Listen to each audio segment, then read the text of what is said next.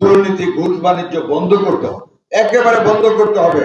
যেখানে অবহেলা সেখানে চাকরিচ্যুতি, যেখানে দুর্নীতি সেখানে চাকরিচ্যুতি। কাজে আমাদের জেলায় প্রত্যেকটা হাসপাতাল ক্লিনিকগুলির উপর আপনাদের সুনির্দিষ্টভাবে খেয়াল করতে হবে।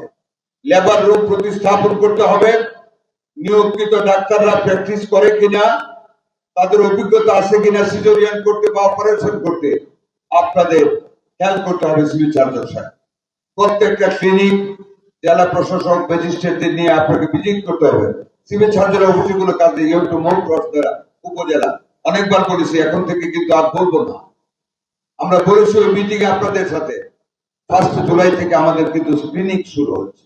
যেখানে অবহেলা সেখানে চাকরিচ্যুতি, যেখানে দুর্নীতি সেখানে চাকরিচ্যুতি। কোন ট্রান্সফার বদলে আমি সাখাওয়াত হোসেন বকুল বিশ্বাসী না। কাজ করতে হবে সততার সাথে, শৃঙ্খলার সাথে, নিয়মানুবর্তিতা ফিরিয়ে আনতে হবে। দুর্নীতি ঘুষ বাণিজ্য বন্ধ করতে হবে, একেবারে বন্ধ করতে হবে। এটাকে আমরা প্রশ্রয় দেব না। বাংলাদেশের প্রত্যেক মেডিকেল কলেজ হাসপাতালে আমরা রিমোট এরিয়ার মানুষের কথা চিন্তা করে কার্যক্রম গ্রহণ করেছি।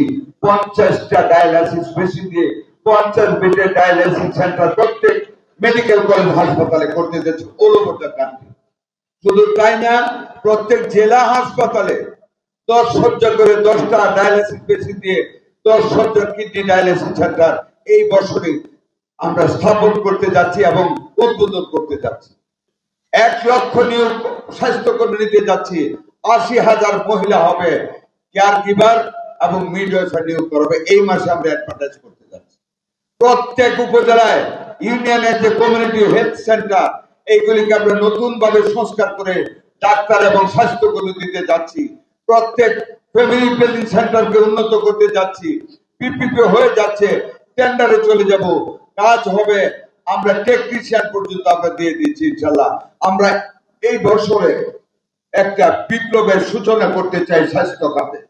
প্রত্যেকটা ক্ষেত্রে আমরা নতুন নতুন কর্মসূচি দিচ্ছি যাতে করে জনগণের উন্নয়ন করা যায়, যাতে করে বাংলাদেশকে বিশ্ব মানচিত্রে মাথা উঁচু করে দাঁড়ানোর পর্যায়ে নিয়ে যাওয়া যায়।